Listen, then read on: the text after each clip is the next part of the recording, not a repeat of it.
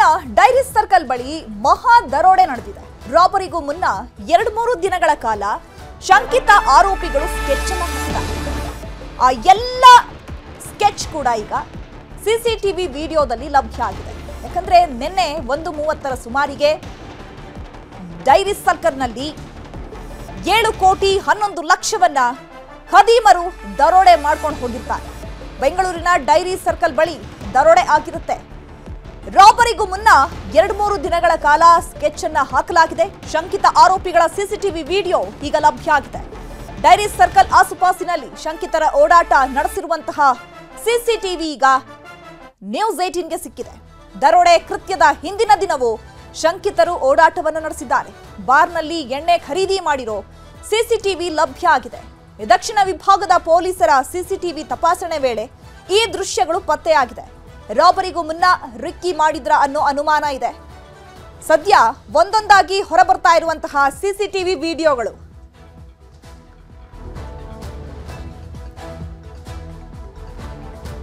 ಇನ್ನು ಕೃತ್ಯದ ಹಿಂದಿನ ದಿನವೂ ಕೂಡ ದರೋಡೆಕೋರರು ಸ್ಕೆಚ್ ಅನ್ನ ಹಾಕಿದ್ದಾರೆ. ಸೊ ಹಾಗಾಗಿ ಅಲ್ಲಿನ ಸುತ್ತಮುತ್ತ ಜಾಗಗಳಲ್ಲಿ ಓಡಾಟ ನಡೆಸಿರುವಂತಹ ಒಂದು ಸಿಸಿಟಿವಿ ದೃಶ್ಯಗಳು ಈಗ ಪೊಲೀಸರಿಗೆ ಸಿಕ್ಕಿದೆ. ಆ ಒಂದು ಎಕ್ಸ್ಕ್ಲೂಸಿವ್ ದೃಶ್ಯ ಕೂಡ ಈಗ ನ್ಯೂಸ್ 18ಗೆ ಲಭ್ಯ ಆಗಿದೆ. ಈ ಬಗ್ಗೆ ಮತ್ತಷ್ಟು ಮಾಹಿತಿಯನ್ನು ಕೊಡ್ತಾರೆ ನಮ್ಮ ಪ್ರತಿನಿಧಿ ಮಾದೇಶ್. ನೇರ ಸಂಪರ್ಕದಲ್ಲಿ ಜಾಯ್ನ್ ಆಗಿದ್ದಾರೆ. ಮಾದೇಶ್, ದರೋಡೆ ಆಗೋಕ್ಕೂ 2-3 ದಿನಗಳ ಮುಂಚೆಗೆ ದರೋಡೆಕೋರರು ಸಖತ್ತಾಗಿ ಪ್ಲಾನ್ ಮಾಡಿದ್ದಾರೆ. ಎಲ್ಲವೂ ಕೂಡ ಆ ಸಿಸಿಟಿವಿ ಕ್ಯಾಮೆರಾದಲ್ಲಿ ಕ್ಯಾಪ್ಚರ್ ಆಗಿದೆ. ಹಾಗಿದ್ರೆ ಪೊಲೀಸರಿಗೆ ಸಿಕ್ಕಿರುವಂತಹ ಕ್ಲೂ ಏನು? ಜೊತೆಗೆ ಯಾವ ರೀತಿಯಾಗಿ ಅವರು ಸ್ಕೆಚ್ ಹಾಕಿದ್ರು? ಪೊಲೀಸರ ಕಾರ್ಯಾಚರಣೆ ಯಾವ ರೀತಿ ಸಾಗ್ತಾ ಇದೆ? ಚೈತ್ರ, ಈ ಒಂದು ರಾಬರಿ ಪ್ರಕರಣಕ್ಕೆ ಸಂಬಂಧಪಟ್ಟಂತೆ ಪೊಲೀಸರು ಆರೋಪಿಗಳನ್ನ ಹಿಡಿಯೋದಕ್ಕೆ ಎಲ್ಲಾ ರೀತಿಯಾದಂತಹ ಆಯಾಮದಲ್ಲೂ ಕೂಡ ತನಿಖೆ ಮಾಡುವಂತ ಕೆಲಸವನ್ನು ಮಾಡಿದ್ರು. ಪ್ರಾಥಮಿಕ ಹಂತವಾಗಿ ಆರೋಪಿಗಳನ್ನ ಪತ್ತೆ ಮಾಡೋದಕ್ಕೆ ಸಿಸಿಟಿವಿ ಫುಟೇಜ್ಗಳು ಸಾಕಷ್ಟು ಹೆಲ್ಪ್ ಆಗುತ್ತೆ. ಹೀಗಾಗಿ ಆ ಒಂದು ತನಿಖೆಯ ಭಾಗವಾಗಿ ಡೈರಿ ಸರ್ಕಲ್ನ ಸುತ್ತಮುತ್ತ ಕಳೆದ 2-3 ದಿನಗಳಿಂದಲೂ ಕೂಡ ಯಾರು ಫ್ರೀಕ್ವೆನ್ಸಿಯಾಗಿ ಅಲ್ಲಿ ಓಡಾಟ ಮಾಡಿದ್ದಾರೆ, ಯಾರು ಅನುಮಾನಾಸ್ಪದವಾಗಿ ಓಡಾಟ ಮಾಡಿದ್ದಾರೆ ಅನ್ನೋದಕ್ಕೆ ಸಂಬಂಧಪಟ್ಟಂತೆ ಒಂದಷ್ಟು ಹುಡುಕಾಟ ಮಾಡುವಂತ ಕೆಲಸವನ್ನು ಮಾಡಿದ್ರು. ಈ ಒಂದು ಸಂದರ್ಭದಲ್ಲಿ ಅನುಮಾನಾಸ್ಪದವಾಗಿ 2 ವ್ಯಕ್ತಿಗಳು ಆ ಒಂದು ಡೈರಿ ಸರ್ಕಲ್ನ ಅಕ್ಕಪಕ್ಕದ ಒಂದಷ್ಟು ಬಾರ್ಗಳಲ್ಲಾಗಿರ್ಬೋದು ಅಲ್ಲಿ ಓಡಾಟ ಮಾಡುವಂತ ಕೆಲಸವನ್ನು ಮಾಡಿದ್ರು. ಅವರನ್ನ ಅನುಮಾನಾಸ್ಪದವಾಗಿ ಅವರೇ ಮಾಡಿರಬಹುದು ಅನ್ನುವಂತ ಶಂಕೆಯಲ್ಲಿ ಸಿಸಿಟಿವಿ ಫುಟೇಜ್ಗಳನ್ನ 2-3 ದಿನಗಳ ಸಿಸಿಟಿವಿ ಫುಟೇಜ್ಗಳನ್ನ ಪರಿಶೀಲನೆ ಮಾಡಿದಂತ ಸಂದರ್ಭದಲ್ಲಿ 2 ಅನುಮಾನಾಸ್ಪದವಾಗಿ ಅಲ್ಲಿ ಓಡಾಟ ಮಾಡಿದ್ದಾರೆ. ಬಾರ್ನಲ್ಲಿ ಕುಡಿಯೋದಾಗಿರ್ಬೋದು, ಆ ಕಡೆ ಓಡಾಟ ಮಾಡುವಂತ ಕೆಲಸವನ್ನು ಮಾಡಿದ್ದಾರೆ. ಹೀಗಾಗಿ ಅವರೇ ಈ ಒಂದು ರಾಬರಿ ಮಾಡಿರಬಹುದು ಅನ್ನುವಂತ ಅನುಮಾನನ ವ್ಯಕ್ತಪಡಿಸಿದ್ದಾರೆ. ಯಾಕಂದ್ರೆ ಆ ಒಂದು ರಾಬರಿ ಆದಂತ ಸಂದರ್ಭದಲ್ಲಿ ಆರೋಪಿಗಳು ತಮ್ಮ ಮುಖ ಕಾಣಬಾರದು ಅಂತೇಳಿ ಪ್ರೀ ಪ್ಲಾನ್ ಅನ್ನ ಮಾಡಿ ಅವರು ಮಂಕಿ ಕ್ಯಾಪ್ ಅನ್ನ ಧರಿಸಿದ್ರು. ಹೀಗಾಗಿ ಅವರ ಚಹರೆ ಕಂಪ್ಲೀಟ್ ಆಗಿ ಪೊಲೀಸರು ಕೂಡ ಗೊತ್ತಿರಲಿಲ್ಲ. ಹೀಗಾಗಿ ಯಾರು ಮಾಡಿರಬಹುದು, ಅಲ್ಲಿ ರಿಕ್ಕಿ ಮಾಡಿರಬಹುದಾ ಏನು ಅನ್ನೋದಕ್ಕೆ ಸಂಬಂಧಪಟ್ಟಂತೆ ಒಂದಷ್ಟು ಸಿಸಿಟಿವಿ ಫುಟೇಜ್ ಗಳನ್ನ ಪರಿಶೀಲನೆ ಮಾಡಿದಂತ ಸಂದರ್ಭದಲ್ಲಿ ಒಂದಷ್ಟು ಜನ ಅನುಮಾನಾಸ್ಪದವಾಗಿ ಅಲ್ಲಿ ಯಾರೆಲ್ಲ ಓಡಾಟ ಮಾಡಿದ್ರಲ್ಲ ಅಂತವರಿಗಾಗಿ ಹುಡುಕಾಟ ಮಾಡುವಂತ ಕೆಲಸವನ್ನ ಪೊಲೀಸರು ಮಾಡಿತ್ತು. ಜೊತೆಗೆ ಆ ಒಂದು ಸಿಸಿಟಿವಿ ಫುಟೇಜ್ ಗಳನ್ನ ಫಾಲೋ ಮಾಡಿಕೊಂಡು ಹೋದಂತ ಸಂದರ್ಭದಲ್ಲಿ ಬಟ್ಟರಳ್ಳಿಯ ಮೂಲಕವಾಗಿ ಅವರು ಆಂಧ್ರಕ್ಕೆ ಓಡೋಗಿದ್ರು ಅನ್ನುವಂಥದ್ದು ಒಂದಷ್ಟು ಇನ್ಫಾರ್ಮೇಶನ್ ಪೊಲೀಸರಿಗೆ ಗೊತ್ತಾಗುತ್ತೆ. ಆಂಧ್ರದ ಚಿತ್ತೂರು ಹಾಗೂ ತಿರುಪತಿ ಕಡೆ 2 ಭಾಗವಾಗಿ 2 ತಂಡಗಳು ಎಸ್ಕೇಪ್ ಆಗಿತ್ತು ಅನ್ನುವಂತಹ ಒಂದಷ್ಟು ಮಾಹಿತಿಗಳು ಪೊಲೀಸರಿಗೆ ಲಭ್ಯ ಆಗಿತ್ತು. ಹೀಗಾಗಿ 2 ಕಡೆಯೂ ಕೂಡ ಚಿತ್ತೂರು ಹಾಗೂ ತಿರುಪತಿಯಲ್ಲಿ 2 ಕಡೆಯೂ ಕೂಡ ಪೊಲೀಸರು ಬೀಡುಬಿಟ್ಟಿದ್ರು. ಅದರಲ್ಲಿ ಚಿತ್ತೂರಿನಲ್ಲಿ ಇನೋವಾ ಕಾರ್ ಸಮೇತ 2 ಪೊಲೀಸರಿಗೆ ಸಿಕ್ಕಿದ್ರು ಅನ್ನುವಂತ ಮಾಹಿತಿ ಲಭ್ಯ ಆಗಿತ್ತು. ಜೊತೆಗೆ ತಿರುಪತಿಯಲ್ಲೂ ಕೂಡ ಉಳಿದ ಆರೋಪಿಗಳಿಗಾಗಿ ಹುಡುಕಾಟ ಮಾಡುವಂತ ಕೆಲಸವನ್ನ ಮಾಡಲಾಗ್ತಿದೆ. ಅಲ್ಲಿ ಇರುವಂತಹ ಒಂದಷ್ಟು ಲಾಡ್ಜ್ಗಳಾಗಿರ್ಬೋದು, ಹೋಟೆಲ್ಗಳಾಗಿರ್ಬೋದು, ಹೋಮ್ ಸ್ಟೇಗಳಾಗಿರ್ಬೋದು, ದೇವಸ್ಥಾನದ ಅಕ್ಕಪಕ್ಕ ಎಲ್ಲಾ ಕಡೆಯೂ ಕೂಡ ಆರೋಪಿಗಳಿಗಾಗಿ ಮಫ್ತಿಯಲ್ಲಿ ಪೊಲೀಸರು ಹುಡುಕಾಟ ಮಾಡುವಂತ ಕೆಲಸವನ್ನ ಮಾಡ್ತಿದ್ದಾರೆ. ಸದ್ಯಕ್ಕೆ 2 ವಶಪಡೆಯಲಾಗಿದೆ. ಮತ್ತೊಂದು ಕಡೆ ಅನುಮಾನಾಸ್ಪದ ವ್ಯಕ್ತಿಗಳನ್ನ ಕೂಡ ಎಲ್ಲೆಲ್ಲಿ ಓಡಾಟ ಮಾಡಿದ್ರು ಅನ್ನುವಂತ ಸಿಸಿಟಿವಿ ಫುಟೇಜ್ ಗಳನ್ನ ಪರಿಶೀಲನೆ ಮಾಡುವಂತ ಕೆಲಸವನ್ನ ಮಾಡಲಾಗ್ತಿದೆ. ಮತ್ತೊಂದು ಕಡೆ ತಿರುಪತಿಯಲ್ಲಿ ಇರೋದ್ರ ಬಗ್ಗೆ ಕೂಡ ಅಲ್ಲಿರುವಂತಹ ಆರೋಪಿಗಳ ಬಗ್ಗೆಯೂ ಕೂಡ ತನಿಖೆ ಮಾಡುವಂತ ಕೆಲಸವನ್ನ ಮಾಡಲಾಗ್ತಿದೆ. ಇಲ್ಲಿ ಎಷ್ಟು ಜನ ಎಕ್ಸಾಕ್ಟ್ಲಿ ಒಂದು ರಾಬರಿಯನ್ನ ಮಾಡಿದ್ರು, ಅದರಲ್ಲಿ ಯಾರ್ಯಾರು ಎಕ್ಸಾಕ್ಟ್ಲಿ ಭಾಗಿಯಾಗಿದ್ರು ಅನ್ನೋದಕ್ಕೆ ಸಂಬಂಧಪಟ್ಟಂತೆ ಉಳಿದ ಆರೋಪಿಗಳಿಗಾಗಿಯೂ ಕೂಡ ತನಿಖೆ ಮುಂದುವರೆದಿದೆ. ಮತ್ತೊಂದು ಕಡೆ ಆ ಒಂದು ಕ್ಯಾಶ್ ಅನ್ನ ಇವರು ಎಲ್ಲಿಟ್ಟಿದ್ದಾರೆ ಅನ್ನೋದು ಕೂಡ ಇಲ್ಲಿವರೆಗೂ ಕೂಡ ಕ್ಲಾರಿಫಿಕೇಶನ್ ಇಲ್ಲ. ಯಾಕಂದ್ರೆ ಪತ್ತೆಯಾಗಿರುವಂತಹ ಇನೋವಾ ಕಾರಿನಲ್ಲಿ ಯಾವುದೇ ರೀತಿಯಾದಂತಹ ಕ್ಯಾಶ್ ಇರೋದ್ರ ಬಗ್ಗೆ ಸ್ಪಷ್ಟ ಮಾಹಿತಿ ಇಲ್ಲ. ಹೀಗಾಗಿ ಆ ಒಂದು ಕ್ಯಾಶ್ ಅನ್ನು ಕೂಡ ಬೇರೆ ಬೇರೆ ಕಡೆ ಅವರು ಬಿಟ್ಟು ನಂತರ ಎಸ್ಕೇಪ್ ಆಗಿರುವಂತಹ ಸಾಧ್ಯತೆ ಕೂಡ ಇದೆ. ಯಾಕಂದ್ರೆ ಅವರು ಒಟ್ಟು 3 ಕಾರುಗಳನ್ನ ಬಳಸಿರೋದು ತನಿಖೆ ವೇಳೆ ಗೊತ್ತಾಗಿತ್ತು. ಒಂದು ಜಿನ್ ಕಾರ್ ಆಗಿರ್ಬೋದು, ಮತ್ತೆ ವ್ಯಾಗನರ್ ಕಾರ್ ಹಾಗೂ ಇನೋವಾ ಕಾರ್ 3 ಕಾರನ್ನು ಕೂಡ ಅವರು ಬಳಸಿದ್ರು. ಮತ್ತೆ ಪ್ರೀ ಪ್ಲಾನ್ಡ್ ಆಗಿ ಇವರು ಈ ಒಂದು ರಾಬರಿಯನ್ನ ಮಾಡುವಂತ ಕೆಲಸವನ್ನು ಮಾಡಿದ್ರು ಅಂತೇಳಿ ತನಿಖೆ ವೇಳೆ ಗೊತ್ತಾಗಿದೆ. ಹೀಗಾಗಿ ಆ ಒಂದು ಕ್ಯಾಶ್ ಅನ್ನು ಕೂಡ ಇವರು ಬೇರೆ ಕಡೆ ಬಚ್ಚಿಟ್ಟು ನಂತರ ಬೇರೆ ಬೇರೆ ಕಡೆ ಎಸ್ಕೇಪ್ ಆಗಿರುವಂತದ್ದು. ಒಟ್ಟು 2-3 ಬಾರಿ ಇವರು ಪೊಲೀಸರನ್ನ ಯಾಮಾರಿಸೋದಕ್ಕೆ ಎಲ್ಲಾ ರೀತಿಯಾದಂತಹ ಪ್ಲಾನ್ ಅನ್ನು ಮಾಡ್ಕೊಂಡಿದ್ರು. ಸದ್ಯಕ್ಕಂತೂ ಇಬ್ಬರು ಆರೋಪಿಗಳನ್ನ ವಶಪಡಿಯುವಂತ ಕೆಲಸವನ್ನ ಮಾಡಲಾಗಿದೆ. ಇನೋವಾ ಕಾರನ್ನು ಕೂಡ ವಶಪಡಿಸಿದ್ದಾರೆ ಅನ್ನುವಂತ ಮಾಹಿತಿ ಲಭ್ಯವಾಗಿದೆ. ಮತ್ತೊಂದು ಕಡೆ ತಿರುಪತಿಯಲ್ಲೂ ಕೂಡ ಇರುವಂತಹ ಆರೋಪಿಗಳಿಗಾಗೂ ಕೂಡ ಹುಡುಕಾಟ ಮುಂದುವರೆದಿದೆ. ಚೈತ್ರ ಮಾತನಾಡಿಸ್ತೀನಿ. ಹಾಡ ಹಗಲೇ ಬೆಂಗಳೂರು ನಗರದಲ್ಲಿ ಈಗ ದರೋಡೆ ಆಗಿರುವಂತದ್ದು. ಹಾಗಾಗಿ ಆ ಒಂದು ಸಿಸಿಟಿವಿ ದೃಶ್ಯಗಳನ್ನ ನೋಡ್ತಾ ಇದ್ದೀರಲ್ಲ, ಶಂಕಿತ ಆರೋಪಿಗಳು ಯಾವ ರೀತಿಯಾಗಿ ಆ ಸುತ್ತಮುತ್ತ ಓಡಾಟವನ್ನ ನಡೆಸಿದ್ದಾರೆ. ಹತ್ರದಲ್ಲೇ ಇರುವಂತಹ ಬಾರ್ನಲ್ಲಿ ಮದ್ಯಪಾನವನ್ನ ಕೂಡ ತೆಗೆದುಕೊಂಡಿದ್ದಾರೆ. ಅದಾದ ಮೇಲೆ ಅವರೇನಾದ್ರೂ ಸ್ಪಾಟ್ ಅನ್ನ ಫಿಕ್ಸ್ ಮಾಡ್ತಾ ಇದ್ರ ಅಥವಾ ಯಾವ ರೀತಿಯಾಗಿ ತಮ್ಮ ಒಂದು ಪ್ಲಾನ್ ಅನ್ನ ಎಕ್ಸಿಕ್ಯೂಷನ್ ಮಾಡಬೇಕು ಅನ್ನುವಂಥ ನಿಟ್ಟಿನಲ್ಲಿ ಶಂಕಿತ ಆರೋಪಿಗಳು ಓಡಾಡಿದ್ದಾರೆ ಅನ್ನುವಂಥದ್ದನ್ನ ಈಗ ಪೊಲೀಸರು ತನಿಖೆಯ ಮೂಲಕ ಕಂಡು ಹಿಡಿತಾ ಇದ್ದಾರೆ. ಹಾಡ ಹಗಲೇ ಬೆಂಗಳೂರು ನಗರದಲ್ಲಿ ದರೋಡೆ ಆಗಿದೆ. ಇದೇ ವಿಚಾರಕ್ಕೆ ಸಂಬಂಧಪಟ್ಟಂತೆ 7 ಕೋಟಿ ದರೋಡೆಯಾಗಿ 24 ತಾಸು ಕಳೆದು ಹೋಯಿತು. ನಗರದ ಮಧ್ಯೆ ದರೋಡೆ ಆಗಿದೆ. ಹಾಗಿದ್ರೆ ಪೊಲೀಸರು ಏನ್ ಮಾಡ್ತಿದ್ದಾರೆ ಅನ್ನುವಂತಹ ಪ್ರಶ್ನೆ ಹುಟ್ಕೊಳ್ಳುತ್ತೆ. ಯಾಕಂದ್ರೆ ರಾಜ್ಯ ರಾಜಧಾನಿ ಬೆಂಗಳೂರಿನಲ್ಲೇ ಈ ರೀತಿಯಾಗಿ ಬೆಂಗಳೂರಿನ ಹೃದಯ ಭಾಗ ಡೈರಿ ಸರ್ಕಲ್ನಲ್ಲಿ 7 ಕೋಟಿ 11 ಲಕ್ಷವನ್ನ ರಾಬರ್ಸ್ ದರೋಡೆ ಮಾಡಿದ್ದಾರೆ ಅಂತ ಹೇಳಿದ್ರೆ, ಹಾಗಿದ್ರೆ ಪೊಲೀಸರು ಏನ್ ಮಾಡ್ತಿದ್ದಾರೆ, ಅಲರ್ಟ್ ಆಗಿರ್ಲಿಲ್ವಾ ಅನ್ನುವಂತಹ ಪ್ರಶ್ನೆ ಹುಟ್ಟುತ್ತೆ. ಜನಸಂದಣಿಯ ಜಾಗ, ಪೊಲೀಸರ ಓಡಾಟವಿರೋ ಸ್ಥಳ, ಆದ್ರೂ ಕೂಡ ಪೊಲೀಸರಿಗೆ ಆರೋಪಿಗಳನ್ನ ಹಿಡಿಯೋದಕ್ಕಾಗ್ಲಿಲ್ವಾ?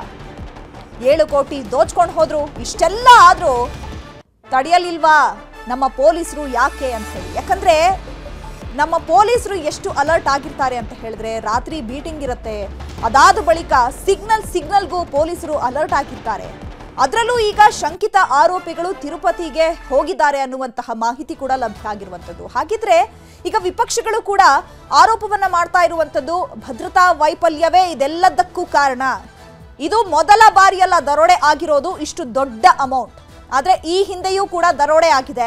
ಬ್ಯಾಂಕ್ಗಳನ್ನೇ ದರೋಡೆ ಮಾಡಿದ್ದಾರೆ. ವಿಜಯಪುರದಲ್ಲೂ ಕೂಡ ದರೋಡೆ ಆಗಿದೆ. ಆದ್ರೂ ಕೂಡ ಪೊಲೀಸರಿಗೆ ಯಾಕೆ ಆರೋಪಿಗಳು ಸಿಗ್ತಾ ಇಲ್ಲ?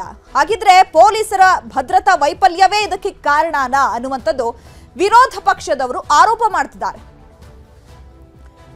ಈ ಬಗ್ಗೆ ಮತ್ತಷ್ಟು ಮಾಹಿತಿಯನ್ನು ಕೊಡ್ತಾರೆ ನಮ್ಮ ಪ್ರತಿನಿಧಿ ಮಾದೇಶ್, ನೇರ ಸಂಪರ್ಕದಲ್ಲಿ ಜಾಯ್ನ್ ಆಗಿದ್ರು. ಮಾದೇಶ್, ಬೆಂಗಳೂರಿನಲ್ಲೇ, ಅದರಲ್ಲೂ ಬೆಂಗಳೂರಿನ ಹೃದಯ ಭಾಗದಲ್ಲೇ 7 ಕೋಟಿ 11 ಲಕ್ಷವನ್ನ ರಾಬರಿ ಮಾಡ್ತಾರೆ ಅಂತ ಹೇಳಿದ್ರೆ ಪೊಲೀಸರು ಎಷ್ಟು ಅಲರ್ಟ್ ಆಗಿದ್ರು ಅನ್ನುವಂಥದ್ದು ಇದ್ರಲ್ಲಿ ಗೊತ್ತಾಗುತ್ತೆ. ಯಾಕಂದ್ರೆ ಒಂದು ಸಿಗ್ನಲ್ ನಲ್ಲಿ ಅಚಾನಕ್ ಆಗಿ ಏನಾದ್ರೂ ನಡೆದ್ರು ಕೂಡ ಸೊ ಕಂಟ್ರೋಲ್ ರೂಮ್ಗೆ ಕರೆ ಮಾಡಿ ಮತ್ತೊಂದು ಸಿಗ್ನಲ್ ನಲ್ಲಿ ಹಿಡಿಯುವಂತಹ ಒಂದು ರೂಲ್ಸ್ ಇದ್ರೂ ಕೂಡ ಆರೋಪಿಗಳು ಹೇಗೆ ತಿರುಪತಿಗೆ ತಪ್ಪಿಸ್ಕೊಂಡ್ರು? ಹಾಗಿದ್ರೆ ಪೊಲೀಸರ ವೈಫಲ್ಯವೇ ಇದಕ್ಕೆ ಕಾರಣ ಅಂತ ಹೇಳಿ ಮತ್ತೊಂದು ಕಡೆ ವಿರೋಧ ಪಕ್ಷದವರು ಕೂಡ ಆರೋಪವನ್ನ ಮಾಡ್ತಾ ಇದ್ದಾರೆ. ಪೊಲೀಸರು ನಿದ್ದೆ ಮಾಡ್ತಿದ್ರ, 24 ಗಂಟೆಗಳು ಕಳೆದ್ರೂ ಕೂಡ ಯಾವುದೇ ಮಾಹಿತಿ ಸಿಕ್ಕಿಲ್ಲ ಅಂತ ಹೇಳಿದ್ರೆ ತನಿಖೆಯ ಹಾದಿ ಹೇಗೆ ಸಾಗ್ತಾ ಇದೆ? ಚೈತ್ರ, ಇಲ್ಲಿ ನಿಜಕ್ಕೂ ಕೂಡ ಪೊಲೀಸರ ನಿರ್ಲಕ್ಷ್ಯ ಒಂದ್ ಕಡೆ ಆದ್ರೆ ಇಲ್ಲಿ ಆರೋಪಿಗಳ ಒಂದು ಚಾಲಾಕಿತನವನ್ನ ಮೆಚ್ಚಲೇಬೇಕು. ಯಾಕಂದ್ರೆ ಪೊಲೀಸರ ನೆಕ್ಸ್ಟ್ ಮೂವ್ಮೆಂಟ್ ಏನಿರುತ್ತೆ ಅಂತ ಹೇಳಿ ಈಗಾಗಲೇ ಆರೋಪಿಗಳು ಅಂದಾಜಿಸಿದ್ರು. ಅದೇ ರೀತಿಯಾಗಿ ಪ್ಲಾನ್ ಅನ್ನ ಮಾಡ್ಕೊಂಡಿದ್ರು. ಪೊಲೀಸರನ್ನ ಯಾವ ರೀತಿ ಕನ್ಫ್ಯೂಷನ್ ಮಾಡಬೇಕಾಗುತ್ತೆ, ಪೊಲೀಸರಿಗೆ ಯಾವ ರೀತಿ ವಿಚಾರ ಗೊತ್ತಾಗಬಾರ್ದು, ಪೊಲೀಸರಿಂದ ತಪ್ಪಿಸಿಕೊಳ್ಳೋದಕ್ಕೆ ಏನೆಲ್ಲ ನಾವು ಮಾಡಬೇಕು ಅಂತ ಹೇಳಿ ಆ ಆರೋಪಿಗಳು ಮುಂಚೆಯೇ ಪ್ಲಾನ್ ಮಾಡ್ಕೊಂಡಿದ್ರು ಅಂತ ಹೇಳಿ ಒಂದು ಪ್ರಕರಣವನ್ನ ಗಮನಿಸಿದ್ರೆ ಗೊತ್ತಾಗುತ್ತೆ. ಯಾಕಂದ್ರೆ ಇಲ್ಲಿ ಆರೋಪಿಗಳು ಒಟ್ಟು 3 ಕಾರುಗಳನ್ನ ಬಳಸುವಂತ ಕೆಲಸವನ್ನ ಮಾಡಿರ್ತಾರೆ. ಜೊತೆಗೆ ವಿಚಾರ ಆ ಒಂದು ಹಣ ಬೆಂಗಳೂರು ಸಿಟಿಯಿಂದ ಹೊರಗಡೆ ಹೋಗುವವರೆಗೂ ಕೂಡ ಮ್ಯಾಟರ್ ಲೀಕ್ ಆಗಬಾರ್ದು ಅನ್ನುವಂತ ನಿಟ್ಟಿನಲ್ಲೂ ಕೂಡ ಬೇರೆ ಬೇರೆ ಪ್ಲಾನ್ ಅನ್ನ ಮಾಡ್ಕೊಂಡಿದ್ರು. ಅಂದ್ರೆ ಇಲ್ಲಿ ಇನೋವಾ ಕಾರ್ನಲ್ಲಿ ಒಂದು ಟೀಮ್ ಹಣವನ್ನ ಇಟ್ಕೊಂಡು ಎಸ್ಕೇಪ್ ಆಗುತ್ತೆ, ಮತ್ತೊಂದು ಟೀಮ್ ಆ ಒಂದು ವಿಚಾರ ಹೊರಗಡೆ ಬರಬಾರದು ಅನ್ನುವಂತ ಕಾರಣಕ್ಕೆ ಆ ಒಂದು ಸಿಬ್ಬಂದಿಯನ್ನ CMS ಸಿಬ್ಬಂದಿಯನ್ನ ವಶದಲ್ಲಿ ಇಟ್ಕೊಂಡು ಅವರಿಗೆ ಗನ್ ಪಾಯಿಂಟ್ ಅನ್ನ ಇಟ್ಟು ಅವರನ್ನ ವಶಪಡಿಸಿಕೊಂಡಿರ್ತಾರೆ. ಮತ್ತೊಂದು ಕಡೆ ಇನೋವಾ ಕಾರ್ ಬೆಂಗಳೂರಿನಿಂದ ಸಿಟಿಯಿಂದ ಹೊರಗಡೆ ಹೋದಂತ ಸಂದರ್ಭದಲ್ಲಿ ಉಳಿದ 2 ಕಾರುಗಳಲ್ಲಿ ಜೆನ್ ಕಾರ್ ಆಗಿರ್ಬೋದು ಮತ್ತೆ ವ್ಯಾಗನರ್ ಕಾರ್ನಲ್ಲಿ ಇದ್ದಂತಹ ಮತ್ತೊಂದು ಟೀಮ್ಗಳಿಗೆ ಮಾಹಿತಿಯನ್ನು ನೀಡ್ತಾರೆ. ನಾವು ಹಣದ ಸಮೇತ ಸೇಫ್ ಆಗಿ ಬೆಂಗಳೂರನ್ನ ದಾಟಿದ್ದೇವೆ, ನೀವು ಕೂಡ ಅಲ್ಲಿಂದ ಬನ್ನಿ ಅಂತ ಹೇಳಿ. ಅಲ್ಲಿವರೆಗೂ ಕೂಡ ಪೊಲೀಸರಿಗೆ ಯಾವುದೇ ರೀತಿಯಾದಂತಹ ಮಾಹಿತಿ ಹೋಗಿರೋದಿಲ್ಲ. ಅಂದ್ರೆ ಅಲ್ಲಿವರೆಗೂ ಕೂಡ 1 ಗಂಟೆ ಆಗಿರುತ್ತೆ. 12:36 ಸುಮಾರಿಗೆ ಒಂದು ರಾಬರಿ ನಡೆಸಿದ್ರೆ 1:15 ಕೂಡ ಇಲ್ಲಿ ಯಾವುದೇ ರೀತಿಯಾದಂತಹ ಮಾಹಿತಿ ಹೊರಗಡೆ ಬಂದಿರೋದಿಲ್ಲ. ಯಾವಾಗ ಇನೋವಾ ಕಾರ್ ಎಸ್ಕೇಪ್ ಆಗಿರುತ್ತೋ ಆ ಒಂದು ಸಂದರ್ಭದಲ್ಲಿ ಅದು ಕನ್ಫರ್ಮ್ ಆಗುತ್ತೋ ಆಗ ಇನ್ನಿಬ್ಬರ ತಂಡ ಅಂದ್ರೆ ಜೆನ್ ಮತ್ತೆ ವೆಗನರ್ ಕಾರ್ನಲ್ಲಿ ಇದ್ದಂತಹ ತಂಡ ಏನ್ ಮಾಡುತ್ತೆ, ಅಲ್ಲಿದ್ದಂತಹ ಸಿಬ್ಬಂದಿಯನ್ನ ಬಿಟ್ಟು ಅಲ್ಲಿಂದ ಆ ಕಾರ್ನಲ್ಲಿ ಅವರು ಕೂಡ ಎಸ್ಕೇಪ್ ಆಗ್ತಾರೆ. ಆ ಒಂದು ಕಾಲಿಗೆ ಅಂದ್ರೆ 1:16 ಸಮಯದಲ್ಲಿ ಆ ಒಂದು ಸಿಬ್ಬಂದಿ ನೇರವಾಗಿ ತಮ್ಮ ಮ್ಯಾನೇಜರ್ಗೆ ಸಿಗ್ತಾರೆ, ಮಾಹಿತಿಯನ್ನ ನೀಡ್ತಾರೆ. ಮ್ಯಾನೇಜರ್ 1:16 ಸುಮಾರಿಗೆ ಪೊಲೀಸರಿಗೆ ಮಾಹಿತಿಯನ್ನ ನೀಡುವಂತ ಕೆಲಸವನ್ನು ಮಾಡಲಾಗುತ್ತೆ. ಇಲ್ಲಿ ಪೊಲೀಸರು ಆ ಒಂದು ಸಂದರ್ಭದಲ್ಲಾದ್ರೂ ಕೂಡ ಎಚ್ಚರಗೊಂಡಿದ್ರೆ ಉಳಿದ 2 ಕಾರ್ನಲ್ಲಿ ಹೋಗಿದಂತ ಆರೋಪಿಗಳನ್ನ ಹಿಡಿಬಹುದಿತ್ತು. ಆದ್ರೆ ಅದನ್ನ ಕನ್ಫರ್ಮೇಶನ್ ಮಾಡ್ಕೊಳ್ಳೋದಾಗಿರ್ಬೋದು, ಜೊತೆಗೆ ಆ ಒಂದು ಘಟನೆ ಬಗ್ಗೆ ಮಾಹಿತಿ ಪಡೆಯೋದ್ರಲ್ಲೇ ಪೊಲೀಸರು ಎಲ್ಲ ಒಂದ್ ಕಡೆ ಇಲ್ಲಿ ಸಮಯವನ್ನ ವ್ಯರ್ಥ ಮಾಡಿದ್ರು ಅನ್ನುವಂಥದ್ದು ಮೇಲ್ನೋಟಕ್ಕೆ ಗೊತ್ತಾಗುತ್ತೆ. ಯಾಕಂದ್ರೆ ಒಂದು ಕಡೆ ಆರೋಪಿಗಳು ಆಲ್ರೆಡಿ ಎಸ್ಕೇಪ್ ಆಗಿರ್ತಾರೆ, ಹಣದ ಸಮೇತ ಇನ್ನೊಂದು ಕಾರ್ ಎಸ್ಕೇಪ್ ಆಗಿರುತ್ತೆ. ಅದಾದ್ಮೇಲೂ ಕೂಡ ಇಲ್ಲಿ ಟೈಮ್ ಇರುತ್ತೆ. ಆ ಒಂದು ಟೈಮ್ ನಲ್ಲಿ ಪೊಲೀಸರು ಇಲ್ಲಿ ನಿರ್ಲಕ್ಷ್ಯನ ವಹಿಸಿದ್ದಾರೆ. ಮತ್ತೆ ಆ ಒಂದು ಇನೋವಾ ಕಾರ್ ಮೇಲೆನೆ ಫೋಕಸ್ ಮಾಡುವಂತ ಕೆಲಸವನ್ನ ಪೊಲೀಸರು ಮಾಡಿದ್ರು. ಅಷ್ಟರಲ್ಲಿ ಉಳಿದ 2 ಕಾರ್ಗಳಲ್ಲಿ ಇನ್ನೆರಡು ಟೀಮ್ಗಳು ಕೂಡ ಬೆಂಗಳೂರಿನಿಂದ ಎಸ್ಕೇಪ್ ಆಗ್ಬಿಟ್ಟಿರುತ್ತೆ. ಹೀಗಾಗಿ ಅವರು ಕರ್ನಾಟಕದಿಂದ ಬೇರೆ ರಾಜ್ಯಕ್ಕೆ ಹೋಗೋದಕ್ಕೆ ಎಲ್ಲೊಂದ್ ಕಡೆ ಇಲ್ಲಿ ಪೊಲೀಸರ ನಿರ್ಲಕ್ಷ್ಯ ಮೇಲ್ನೋಟಕ್ಕೆ ಎದ್ದು ಕಾಣುತ್ತದೆ. ಅದಾದ್ಮೇಲೆ 2 ಕಾಲ್ಗೆ ಅಂದ್ರೆ 2 ಗಂಟೆಯ ನಂತರ ಪೊಲೀಸರು ವೈರ್ಲೆಸ್ ನ ಮೂಲಕ ಈ ರೀತಿಯಾಗಿ ಅಲರ್ಟ್ ಮೆಸೇಜ್ ಅನ್ನ ಕಳಿಸ್ತಾರೆ. ಅಂದ್ರೆ ಈ ರೀತಿಯಾಗಿ ಡೈರ್ ಸರ್ಕಲ್ ನಲ್ಲಿ ರಾಬರಿ ಆಗಿದೆ, ಎಲ್ಲಾ ಕಡೆಯೂ ಕೂಡ ಅಲರ್ಟ್ ಆಗಿರಿ, ಎಲ್ಲಾ ಚೆಕ್ ಪೋಸ್ಟ್ ಗಳನ್ನ ಹಾಕಿ ಎಕ್ಸಿಟ್ ಪಾಯಿಂಟ್ ಗಳನ್ನ ಚೆಕ್ ಮಾಡಿ ಅಂತ ಹೇಳಿ ಮೆಸೇಜ್ ಅನ್ನ ಹೋಗುತ್ತೆ. ಆದ್ರೆ ಅಷ್ಟರಲ್ಲಾಗಲೇ ಆರೋಪಿಗಳು ಕರ್ನಾಟಕದಿಂದ ಎಸ್ಕೇಪ್ ಆಗಿರ್ತಾರೆ. ಹೀಗಾಗಿ ಅದಾದ್ಮೇಲೆ ಸುಮಾರು 4 ಜನ ಜಂಟಿ ಪೊಲೀಸ್ ಆಯುಕ್ತರು ಮತ್ತೆ 18 ಜನ ಡಿಸಿಪಿಗಳು ಹಾಗೂ 50ಕ್ಕೂ ಹೆಚ್ಚು ಜನ ಪೊಲೀಸ್ ಅಧಿಕಾರಿ ಸಿಬ್ಬಂದಿ ಆ ಒಂದೇ ಒಂದು ಕೇಸ್ನಲ್ಲಿ ಕೆಲಸ ಮಾಡುವಂತ ಒಂದು ಪರಿಸ್ಥಿತಿ ಪೊಲೀಸರಿಗೆ ನಿರ್ಮಾಣ ಆಗುತ್ತೆ. ಈ ಒಂದು ಕೇಸ್ ಕಂಪ್ಲೀಟ್ ಆಗಿ ಪೊಲೀಸರಿಗೆ ದೊಡ್ಡ ತಲೆನೋವಾಗಿ ಪರಿಣಮಿಸುತ್ತೆ. ಯಾಕಂದ್ರೆ ಹಾಡಹಗಲೇ ಅಂತಹ ಒಂದು ಫ್ಲೈಓವರ್ ನ ಮೇಲೆ 7 ಕೋಟಿ ಹಣವನ್ನ ರಾಬರಿ ಮಾಡ್ತಾರೆ ಅಂದ್ರೆ ಈ ಒಂದು ಟ್ರಾಫಿಕ್ ಇರುವಂತಹ ನಗರದಲ್ಲಿ ಈ ರೀತಿಯಾಗಿ ಎಸ್ಕೇಪ್ ಆಗ್ತಾರೆ ಅಂದ್ರೆ ಪೊಲೀಸರಿಗೆ ಚಾಲೆಂಜ್ ಆಗಿತ್ತು. ಸದ್ಯಕ್ಕೆ ಇಬ್ಬರನ್ನ ವಶಪಡಿಸಿದ್ದಾರೆ. ಉಳಿದವರಿಗಾಗಿ ಹುಡುಕಾಟ ಮಾಡುವಂತ ಕೆಲಸವನ್ನ ಮಾಡಲಾಗ್ತಿದೆ. Chaitra, okay, thank you Madesh ತಮ್ಮೆಲ್ಲ ಇನ್ಫಾರ್ಮೇಶನ್ಗೆ. 7 ಕೋಟಿ ದರೋಡೆ ಪ್ರಕರಣದಲ್ಲಿ ಶಂಕಿತರನ್ನ ವಶಪಡಿಸಿಕೊಳ್ಳಲಾಗಿದೆ. ಆಂಧ್ರದ ಚಿತ್ತೂರು ಬಳಿ ಇಬ್ಬರನ್ನ ವಶಕ್ಕೆ ಪಡೆದು ಪೊಲೀಸರು ಮಾಹಿತಿಯನ್ನ ಕಲೆ ಹಾಕ್ತಾ ಇದ್ದಾರೆ. ಇನೋವಾ ಕಾರ್ ಸಮೇತ ವಶಕ್ಕೆ ಪಡೆದಿರೋ ಮಾಹಿತಿ. ಬಾಣಸ್ವಾಡಿ ಮೂಲದ ಇಬ್ಬರನ್ನ ವಶಕ್ಕೆ ಪಡೆದಿರುವಂತಹ ಪೊಲೀಸರು 7 ಕೋಟಿ ದರೋಡೆ ಪ್ರಕರಣಕ್ಕೆ ಸಂಬಂಧಪಟ್ಟಂತೆ ಈಗ ಶಂಕಿತರನ್ನ ಆಂಧ್ರದ ಚಿತ್ತೂರಿನಲ್ಲಿ ಇಬ್ಬರು ಶಂಕಿತ ಆರೋಪಿಗಳನ್ನ ಬಂಧಿಸಿದ್ದಾರೆ. ಬಾಣಸ್ವಾಡಿ ಮೂಲದ ಇಬ್ಬರನ್ನ ಪೊಲೀಸರು ವಶಪಡಿಸಿಕೊಂಡು ವಿಚಾರಣೆ ಮಾಡ್ತಾ ಇದ್ದಾರೆ. ಚಿತ್ತೂರು, ತಿರುಪತಿ ಸುತ್ತಮುತ್ತ ಓಡಾಡ್ತಾ ಇದ್ದಂತಹ ಆರೋಪಿಗಳು ಇಬ್ಬರನ್ನ ವಶಕ್ಕೆ ಪಡೆದು ಪೊಲೀಸರು ತೀವ್ರ ವಿಚಾರಣೆಯನ್ನ ಮಾಡ್ತಾ ಇದ್ದಾರೆ. ಇನ್ನುಳಿದ ಆರೋಪಿಗಳು ತಿರುಪತಿಗೆ ಎಸ್ಕೇಪ್ ಆಗಿರೋ ಬಗ್ಗೆ ಮಾಹಿತಿ ಸಿಕ್ಕಿದೆ. ಸದ್ಯ ತಿರುಪತಿಯಲ್ಲಿ ಬೀಡು ಬಿಟ್ಟಿದ್ದಾರೆ ಪೊಲೀಸರು. ಜೊತೆಗೆ ಪೊಲೀಸರ ತಂಡ ಈಗ ಹೋಟೆಲ್, ಲಾಡ್ಜ್, ದೇವಸ್ಥಾನದ ಬಳಿ ಮಫ್ತಿಯಲ್ಲಿ ಶೋಧ ಕಾರ್ಯಾಚರಣೆಯಲ್ಲಿ ಪಾಲ್ಗೊಂಡಿದ್ದಾರೆ. ಈ ಬಗ್ಗೆ ಮತ್ತಷ್ಟು ಮಾಹಿತಿಯನ್ನ ಕೊಡ್ತಾರೆ ನಮ್ಮ ಪ್ರತಿನಿಧಿ ಮಂಜು ಆರ್ಯ, ನೇರ ಸಂಪರ್ಕದಲ್ಲಿ ಜಾಯ್ನ್ ಆಗಿದ್ದಾರೆ. ಮಂಜು ಆರ್ಯ, 7 ಕೋಟಿ 11 ಲಕ್ಷವನ್ನ ರಾಬರಿ ಮಾಡಿಕೊಂಡು ಈಗ ದರೋಡೆಕಾರರು ತಿರುಪತಿಗೆ ಎಸ್ಕೇಪ್ ಆಗಿದ್ದಾರೆ ಅನ್ನುವಂತಹ ಮಾಹಿತಿ. ಅದರ ಜೊತೆಗೆ ಈಗ ಆಂಧ್ರದ ಚಿತ್ತೂರಿನಲ್ಲಿ ಇಬ್ಬರು ಆರೋಪಿಗಳನ್ನ ವಶಪಡಿಸಿಕೊಂಡಿದ್ದಾರೆ. ಈಗೇನ್ ಬೆಂಗಳೂರಿನಲ್ಲಿ ಸಿಕ್ಕಿದೆಯಲ್ಲ ಒಂದು ಸಿಸಿಟಿವಿ ದೃಶ್ಯಗಳು, ಅಲ್ಲಿಯೂ ಕೂಡ ಇವರೇನಾದ್ರೂ ಕಾಣಿಸ್ಕೊಂಡಿದ್ರ ಅಥವಾ ಅನುಮಾನಾಸ್ಪದವಾಗಿ ಓಡಾಡ್ತಿದ್ರು ಅಂತ ಹೇಳಿ ಬರೀ ಶಂಕೆ ಮೇಲೆ ಆ ಆರೋಪಿಗಳನ್ನ ವಶಪಡಿಸಿಕೊಂಡಿದ್ದಾರಾ? ವಿಚಾರಣೆ ಸಂದರ್ಭದಲ್ಲಿ ಏನಾದ್ರೂ ಇನ್ಫಾರ್ಮೇಶನ್ ಸಿಕ್ಕಿದೆಯಾ? ಚೈತ್ರ, ಸದ್ಯಕ್ಕೆ ಒಂದು ರಾಬರಿ ಪ್ರಕರಣಕ್ಕೆ ಸಂಬಂಧಪಟ್ಟಂತೆ ಚಿತ್ತೂರಿನ ಸಮೀಪ ಇಬ್ಬರು ಆರೋಪಿಗಳನ್ನ ವಶಕ್ಕೆ ಪಡೆದಿರುವಂತದ್ರ ಬಗ್ಗೆ ಪೊಲೀಸರು ಈಗಾಗಲೇ ಮಾಹಿತಿಯನ್ನ ಕೊಡ್ತಾ ಇರುವಂತದ್ದು. ಆದ್ರೆ ಆ ಇಬ್ಬರು ಆರೋಪಿಗಳನ್ನ ವಶಕ್ಕೆ ಪಡೆದ್ರು ಕೂಡ ಅಷ್ಟೇ ಇನ್ನು ಯಾವುದೇ ₹1 ಕೂಡ ಅಷ್ಟೇ ಪೊಲೀಸರಿಗೆ ಸಿಕ್ಕಿಲ್ಲ ಅನ್ನುವಂತ ಒಂದು ಮಾಹಿತಿ. ಯಾಕಂದ್ರೆ 7 ಕೋಟಿ 11 ಲಕ್ಷವನ್ನ ಇವರು ರಾಬರಿ ಮಾಡ್ಕೊಂಡು ಎಸ್ಕೇಪ್ ಆಗ್ತಾರೆ. ರಾತ್ರೋರಾತ್ರಿ ಪೊಲೀಸರು ಕೂಡ ಅಷ್ಟೇ ಸಿಸಿ ಕ್ಯಾಮೆರಾಗಳನ್ನು ಹುಡುಕಾಡೋಕೆ ಶುರು ಮಾಡ್ತಾರೆ. 100ಕ್ಕೂ ಹೆಚ್ಚು ಸಿಸಿಟಿವಿಗಳನ್ನು ಕೂಡ ಅಷ್ಟೇ ಪರಿಶೀಲನೆ ಮಾಡ್ತಾರೆ. ಈ ಒಂದು ಸಂದರ್ಭದಲ್ಲಿ ಒಂದು ಲೀಡು ನಿನ್ನೆ ಮಿಡ್ ನೈಟ್ ಪೊಲೀಸರಿಗೆ ಸಿಕ್ಕಿರುತ್ತೆ. ಅದೇನು ಅಂತಂದ್ರೆ ಈ ಒಂದು ಇನೋವಾ ವೆಹಿಕಲ್ ಏನಿತ್ತು ಆ ಒಂದು ವೆಹಿಕಲ್ ಚಿತ್ತೂರಿನ ಭಾಗದಲ್ಲಿ ಓಡಾಟ ಮಾಡ್ತಿದೆ ಅನ್ನುವಂಥದ್ರ ಬಗ್ಗೆ ಮಾಹಿತಿ ಕೂಡ ಅಷ್ಟೇ ಬರುತ್ತೆ. ಇಮಿಡಿಯೇಟ್ ಆಗಿ 4 ತಂಡಗಳನ್ನ ಚಿತ್ತೂರಿಗೆ ಕಳಿಸ್ಕೊಟ್ಟಿದ್ರು. ಇವತ್ತು ಮಧ್ಯಾಹ್ನದ ವೇಳೆಗೆ 4 ತಂಡಗಳಿದ್ದಲ್ಲೂ ಕೂಡ ಅಷ್ಟೇ ಇನೋವಾ ಕಾರನ್ನೇನೋ ಪತ್ತೆ ಮಾಡಿದ್ರೆ. ಜೊತೆಗೆ ಆ ಒಂದು ಇನೋವಾ ಕಾರ್ನಲ್ಲಿ ಇಬ್ಬರು ವ್ಯಕ್ತಿಗಳಿರುವಂತದ್ರ ಬಗ್ಗೆ ಕೂಡ ಈಗಾಗಲೇ ಮಾಹಿತಿ ಸಿಕ್ಕಿದೆ. ಆದ್ರೆ ಆ ಇಬ್ಬರು ವ್ಯಕ್ತಿಗಳೇ ರಾಬರಿ ಮಾಡಿದ್ರು ಅನ್ನುವಂಥದ್ರ ಬಗ್ಗೆ ಇನ್ನೂ ಯಾವುದೇ ರೀತಿಯಂತ ಸ್ಪಷ್ಟವಾದಂತಹ ಮಾಹಿತಿ ಕೂಡ ಅಷ್ಟೇ ಸಿಕ್ಕಿಲ್ಲ. ಜೊತೆಗೆ ಆ ಒಂದು ಇನೋವಾ ವೆಹಿಕಲ್ ಅನ್ನ ಚೆಕ್ ಮಾಡುವಂತಹ ಸಂದರ್ಭದಲ್ಲಿ ಅಲ್ಲಿ ಯಾವುದೇ ಹಣ ಕೂಡ ಅಷ್ಟೇ ಪತ್ತೆಯಾಗಿಲ್ಲ ಅನ್ನುವಂಥದ್ದು ಈಗಾಗಲೇ ಮಾಹಿತಿ ಸಿಗ್ತಾ ಇರುವಂತದ್ದು. ಹಾಗಾದ್ರೆ ಡೈವರ್ಷನ್ ಆಗಿದೆಯಾ ಹಣ ಅನ್ನುವಂಥದ್ದು ಕೂಡ ಈಗಾಗಲೇ ಸಾಕಷ್ಟು ಅನುಮಾನಗಳು ಮೂಡ್ತಾ ಇರುವಂತದ್ದು. ಯಾಕಂದ್ರೆ 7 ಕೋಟಿ 11 ಲಕ್ಷ ಹಣವನ್ನ ಇನೋವಾ ಕಾರ್ಗೆ ಇವರು ಶಿಫ್ಟ್ ಮಾಡ್ಕೊಳ್ತಾರೆ. ಶಿಫ್ಟ್ ಮಾಡ್ಕೊಂಡಿದ್ದಾದಂತಹ ಬಳಿಕ ರಸ್ತೆ ಅಂದ್ರೆ ಮಾರ್ಗ ಮಧ್ಯದಲ್ಲಿ ಬೇರೆ 2 ವೆಹಿಕಲ್ಗಳೇನು ಬಂದಿತ್ತಲ್ಲ ಅವರಿಂದ ಆ ಒಂದು ವೆಹಿಕಲ್ಗಳಿಗೆ ಹಣ ಶಿಫ್ಟ್ ಮಾಡಿರುವಂತಹ ಸಾಧ್ಯತೆಗಳಿದೆ. ಅಥವಾ ಇವರು ಮೊದಲನೇ ಇದು ಪಕ್ಕಾ ಪ್ಲಾನ್ ಮಾಡ್ಕೊಂಡಿದ್ದಂತ ಕಾರಣಕ್ಕೋಸ್ಕರ ಯಾವುದೋ ಒಂದು ಮಧ್ಯ ದಾರಿಯಲ್ಲಿ ಇನ್ನು ಬೇರೆ ಬೇರೆ ರೀತಿಯಂತ ವೆಹಿಕಲ್ ಗಳನ್ನು ಇಟ್ಕೊಂಡು ಆ ಒಂದು ಹಣವನ್ನ ಬೇರೆ ಬೇರೆ ಕಡೆಗಳಲ್ಲಿ ಹೋಗಿರುವಂತಹ ಚಾನ್ಸಸ್ ಕೂಡ ಈಗಾಗಲೇ ದಟ್ಟವಾಗಿ ಕಂಡು ಬರ್ತಿರುವಂತದ್ದು. ಇದೇ ಒಂದು ಕಾರಣಕ್ಕೋಸ್ಕರ ಪೊಲೀಸರು ಯಾವುದನ್ನು ಅಫಿಷಿಯಲ್ ಆಗಿ ಇನ್ನೂ ಕೂಡ ಅಷ್ಟು ಹೇಳ್ತಾ ಇಲ್ಲ. ಯಾಕಂದ್ರೆ ಹಣ ಸಿಗದ ಇರುವಂತಹ ಕಾರಣಕ್ಕೋಸ್ಕರ ಮತ್ತು ಇಬ್ಬರನ್ನು ಕೂಡ ಈಗಾಗಲೇ ವಶಕ್ಕೆ ಪಡೆದಿದ್ದು. ನಿಜಕ್ಕೂ ಕೂಡ ಅಷ್ಟು ಆ ಇಬ್ಬರು ವ್ಯಕ್ತಿಗಳು ಏನಾದ್ರೂ ಈ ಒಂದು ರಾಬರಿಯಲ್ಲಿ ಭಾಗಿಯಾಗಿದ್ರ ಅಥವಾ ಆ ಒಂದು ಕಾರನ್ನ ತೆಗೆದುಕೊಂಡು ಸುಮ್ಮನೆ ಸುತ್ತಾಟ ಮಾಡಿ ಅಂತ ಏನಾದ್ರೂ ಅವರಿಬ್ಬರನ್ನು ಕೂಡ ಅಷ್ಟೇ ಕಳಿಸ್ಕೊಟ್ರ ಅನ್ನುವಂಥದ್ರ ಬಗ್ಗೆ ಈಗಾಗಲೇ ಎನ್ಕ್ವೈರಿಯನ್ನ ಮಾಡ್ತಾ ಇರುವಂತದ್ದು. ಸದ್ಯಕ್ಕೆ ಸಿದ್ದಾಪುರ ಪೊಲೀಸ್ ಸ್ಟೇಷನ್ ಅಲ್ಲಿ ಕೂಡ ಅಷ್ಟೇ ಒಂದಷ್ಟು ಟೆಕ್ನಿಕಲ್ ಆಗಿ ಕೂಡ ಅಷ್ಟೇ ಸಿಡಿಆರ್ ಗಳ ಅನಲೈಸಿಸ್ ಆಗಿರಬಹುದು, ಟವರ್ ಡಂಪ್ ನ ಅನಲೈಸಿಸ್ ಆಗಿರಬಹುದು, ಇದೆಲ್ಲವನ್ನು ಕೂಡ ಮಾಡ್ತಿದ್ದಾರೆ. ಆದ್ರೆ ಇಲ್ಲಿವರೆಗೂ ಕೂಡ ಅಷ್ಟೇ ಈ ಒಂದು ನಿನ್ನೆ ರಾಬರಿ ಮಾಡಿದಂತಹ ಪ್ರಮುಖ ಆರೋಪಿಗಳ ಬಗ್ಗೆ ಇನ್ನೂ ಕೂಡ ಯಾವುದೇ ರೀತಿಯಂತ ಸುಳಿವಿಲ್ಲ ಅನ್ನುವಂಥದ್ದನ್ನ ಹಿರಿಯ ಅಧಿಕಾರಿಗಳು ಹೇಳ್ತಿದ್ದಾರೆ. ಆದ್ರೆ ಸದ್ಯಕ್ಕೆ ಆ ಒಂದು ಇನೋವಾ ಕಾರ್ನಲ್ಲಿ ಇದ್ದಂತ ಇಬ್ಬರನ್ನ ವಶಕ್ಕೆ ಪಡೆದು ವಿಚಾರಣೆಯನ್ನ ಮಾಡ್ತಿದ್ರೆ. ಆ ಇಬ್ಬರು ವ್ಯಕ್ತಿಗಳು ಕೂಡ ಅಷ್ಟೇ ಬಾಣಸ್ವಾಡಿ ಮೂಲದವರು ಅನ್ನುವಂಥದ್ರ ಬಗ್ಗೆ ಸದ್ಯಕ್ಕಿರುವಂತಹ ಮಾಹಿತಿ. ಸದ್ಯಕ್ಕೆ ಅವರಿಬ್ಬರ ಹಿನ್ನೆಲೆ ಆಗಿರಬಹುದು, ಜೊತೆಗೆ ಅವರನ್ನು ಕೂಡ ಈಗಾಗಲೇ ವಿಚಾರಣೆಗೆ ಒಳಪಡಿಸ್ತಾ ಇದ್ದಾರೆ. ಆದ್ರೆ ಅವರಿಬ್ಬರು ಏನ್ ಹೇಳಿದ್ರು ಅನ್ನುವಂಥದ್ರ ಬಗ್ಗೆ ಇನ್ನಷ್ಟೇ ಮಾಹಿತಿ ಸಿಗಬೇಕಾಗಿರುವಂತಹದ್ದು. Chaitra, okay, thank you Manjunath ತಮ್ಮೆಲ್ಲ ಇನ್ಫಾರ್ಮೇಶನ್ಗೆ. ದರೋಡೆ ಪ್ರಕರಣಕ್ಕೆ ಸಂಬಂಧಪಟ್ಟಂತೆ ಗೃಹ ಸಚಿವ ಡಾಕ್ಟರ್ ಜಿ ಪರಮೇಶ್ವರ್ ಪ್ರತಿಕ್ರಿಯೆ ನೀಡಿದ್ದಾರೆ. ಈಗಾಗಲೇ ಪೊಲೀಸರು ಮಾಹಿತಿಯನ್ನ ಕಲೆ ಹಾಕಿದ್ದಾರೆ. ದರೋಡೆಕೋರರು ಕರ್ನಾಟಕದವರ ಅಂತ ಪರಿಶೀಲನೆ ಮಾಡಲಾಗ್ತಾ ಇದೆ. ವಾಹನ ಬದಲಾಯಿಸಿದ್ದಾರೆ ಅಂತ ಹೇಳಿ ಮಾಹಿತಿ ಸಿಕ್ಕಿದೆ. ಪ್ರಕರಣದ ಬಗ್ಗೆ ತನಿಖೆ ಮುಂದುವರೆದಿದೆ. ಖಂಡಿತವಾಗಿ ದರೋಡೆಕೋರರನ್ನ ಹಿಡದೇ ಹಿಡಿತೀವಿ ಅಂತ ಪರಮೇಶ್ವರ್ ಮಾಹಿತಿ ತಿಳಿಸಿದ್ದಾರೆ. ದರೋಡೆಯಲ್ಲಿ ಈಗಾಗಲೇ ಪೊಲೀಸ್ ಎಲ್ಲ ಮಾಹಿತಿಗಳನ್ನ ಪಡ್ಕೊಂಡಿದ್ದಾರೆ. ಕರ್ನಾಟಕದವರ ಅಥವಾ ಹೊರಗಿನವರ ಆ ವೆಹಿಕಲ್ಗಳೇನು ಯೂಸ್ ಮಾಡಿದ್ದಾರೆ ಅದು ಕೂಡ ಒಂದು ವೆಹಿಕಲ್ದು ಫೋಟೋ ತೆಗೆದು ಅದನ್ನ ಹಾಕಿದ್ದಾರೆ. ಅದನ್ನು ವೆರಿಫೈ ಮಾಡಲಾಗಿ ಬೇರೆ ವೆಹಿಕಲಿನ ನಂಬರ್ ಪ್ಲೇಟ್ ಆಗಿ ಯೂಸ್ ಮಾಡಿದ್ದಾರೆ. ಈಗ ಹೊರಗಡೆ ತಗೊಂಡು ಹೋಗಿದಾರ, ಅವ್ರು ಯಾವ ವೆಹಿಕಲ್ಸ್ ಅಲ್ಲಿ ಹೋಗಿದ್ದಾರೆ ಅಂತ ಗೊತ್ತಿಲ್ಲ. ಯಾಕೆಂದ್ರೆ ಅವರು ವೆಹಿಕಲ್ಸ್ ಅನ್ನ ಬದಲಾಯಿಸ್ಕೊಂಡಿದ್ದಾರೆ, ಹಣ ಟ್ರಾನ್ಸ್ಫರ್ ಮಾಡ್ಕೊಂಡಿದ್ದಾರೆ. ಆ ವೆಹಿಕಲ್ ಯಾವುದು ಅಂತ ನಮಗಿನ್ನೂ ಕೂಡ ಒಂದಿಷ್ಟು ಮಾಹಿತಿಗಳಿದಾವೆ, ಆದರೆ ನಿಖರವಾಗಿ ಇನ್ನೂ ಕೂಡ ಸಿಗಲಿಲ್ಲ. ಎಂಟೈರ್ ಸಿಟಿಯ ಸಿಸಿಟಿವಿ ಕ್ಯಾಮೆರಾಗಳನ್ನೆಲ್ಲವನ್ನು ಕೂಡ ಶೋಧನೆ ಮಾಡ್ತಾ ಇದ್ದಾರೆ. ಖಂಡಿತವಾಗಿ ಹಿಡಿಯೋದಂತೂ ಗ್ಯಾರಂಟಿ. ರಾಜ್ಯ ಕಾಂಗ್ರೆಸ್ನಲ್ಲಿ ಪವರ್ ಶೇರಿಂಗ್ ಕ್ಲೈಮ್ಯಾಕ್ಸ್ ಹಂತಕ್ಕೆ ತಲುಪಿದೆ. ಸದಾಶಿವನಗರ ನಿವಾಸದಲ್ಲಿ ಡಿಕೆ ಬ್ರದರ್ಸ್ ಗೇಮ್ ಪ್ಲಾನ್ ಹಾಕ್ತಿದ್ದಾರೆ. ಕಳೆದ 1 ಗಂಟೆಯಿಂದ ಡಿಕೆ ಬ್ರದರ್ಸ್ ರಹಸ್ಯ ಚರ್ಚೆಯನ್ನ ಮಾಡ್ತಾ ಇದ್ದಾರೆ. ನವೆಂಬರ್ ಕ್ರಾಂತಿ ಆಗುತ್ತೆ, ಸಿಎಂ ಸ್ಥಾನ ಬದಲಾವಣೆ ಆಗುತ್ತೆ ಅನ್ನುವಂತಹ ಚರ್ಚೆಗಳ ಮಧ್ಯದಲ್ಲೇ ಈಗ ಪವರ್ ಶೇರಿಂಗ್ ಕ್ಲೈಮ್ಯಾಕ್ಸ್ ಹಂತಕ್ಕೆ ತಲುಪಿದ್ಯಾ. ಸದಾಶಿವನಗರ ನಿವಾಸದಲ್ಲಿ ಡಿಕೆ ಬ್ರದರ್ಸ್ ಗೇಮ್ ಪ್ಲಾನ್ ಮಾಡ್ತಿದ್ದಾರೆ.